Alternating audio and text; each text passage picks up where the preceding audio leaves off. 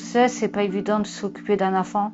Et déjà, nous, on a eu du mal. Heureusement qu'ils nous ont conseillé de l'aide en PMI. Au niveau de la santé, ça m'a en gros aidé, hein, parce que comme ma dernière qui a eu des problèmes de santé, qui m'a aidé, en gros qui m'a orienté un peu où il faut se rendre parce que j'avais pas le permis, donc en gros il fallait que je me déplace par mes propres moyens, parce qu'elle a été hospitalisée à Lille. Elle rassure les parents, déjà, et l'enfant aussi. Si l'enfant n'est pas rassuré avec quelqu'un, il va pas aller.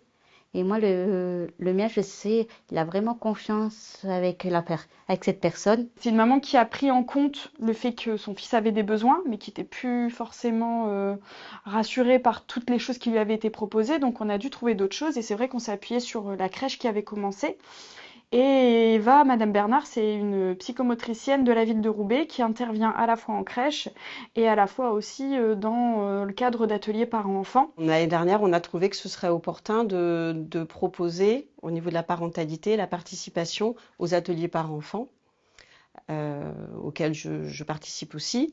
Et donc, du coup, le fait que Suzanne relaye cette info-là et appuie cette proposition-là auprès de Madame, ça a permis, voilà, de la conforter dans le bien fondé de cette démarche et de l'accompagner aussi pendant les premières séances pour qu'elle prenne confiance. Et on essaie de faire sauter aussi les barrières des personnes qui sont accompagnées, mais aussi des différents partenaires pour essayer de construire quelque chose de cohérent. Par exemple, si les parents ne comprennent pas le sens qui peut être mis sur, je vais dire au hasard, de la kinésithérapie, s'ils ne comprennent pas l'intérêt, ne vont pas forcément le mettre en place. Donc c'est aussi de pouvoir prendre le temps de faire en sorte d'expliquer les choses. Si j'ai un rendez-vous pour mon fils, par exemple au pneumologue ou quoi, ou chez l'ophtalmo, je demande gentiment à mon éducatrice si elle a le temps de m'accompagner. Si moi j'ai du mal à comprendre les choses, alors je préfère avoir quelqu'un et tout qui m'aide à comprendre les choses et qui me explique à peu près derrière en fait. Au final, c'est l'entourage qui avait beaucoup de peur et je trouvais ça important de la remettre au cœur de tous les échanges qu'on a pu avoir. On sait que cette personne-là, bon bah nous au quotidien on fait notre travail d'accompagnement, mais c'est une personne qu'on peut solliciter dans des temps clés. Ça permet vraiment que les choses soient comprises des deux côtés en fait. Je trouve qu'on est un peu là pour aussi pouvoir des fois apporter des éléments sur la situation en accord avec le parent toujours, mais qui sont pas toujours des fois faciles de parler quand on est déjà de parler de soi, c'est pas évident, de son enfant, c'est pas évident. Et puis quand on est en situation de handicap, de faire comprendre aussi certaines difficultés, donc nous, on peut être facilitateur dans ce sens-là.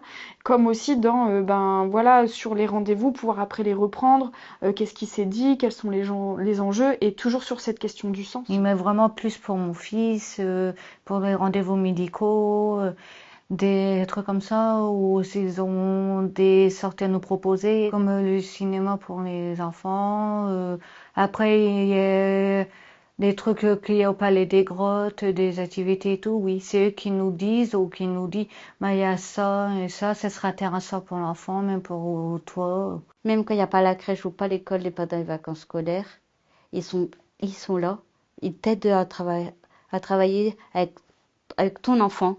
Ils proposent plein d'activités les mercredis. Quand c'est relayé par le SAP, bah, ça prend une autre ampleur et ça permet que ce soit relayé à d'autres moments. C'est pour ça que tout le travail partenaire, il est hyper important parce que ça vient permettre aussi de dire aux parents, voilà, on peut aller voir quelles sont les réponses que vous pouvez trouver au sein de votre secteur, de votre quartier. Même pour les centres aériens, je demande de l'aide, c'est comme c'est la première fois que mon fils allait à l'école. J'ai vu des partenaires qui s'ouvraient beaucoup plus facilement au niveau des familles, beaucoup plus d'écoute, beaucoup plus d'accompagnement, enfin vraiment individualisé, se déplacer au domicile et le lien se crée effectivement plus facilement. Je pense malgré tout que la plupart des familles ont plus de facilité à appeler le SAP que d'appeler la PMI s'ils n'ont pas compris quelque chose. Voilà, comme on était présent à la consultation, le lien est fait et tout le monde est gagnant quoi, dans l'histoire.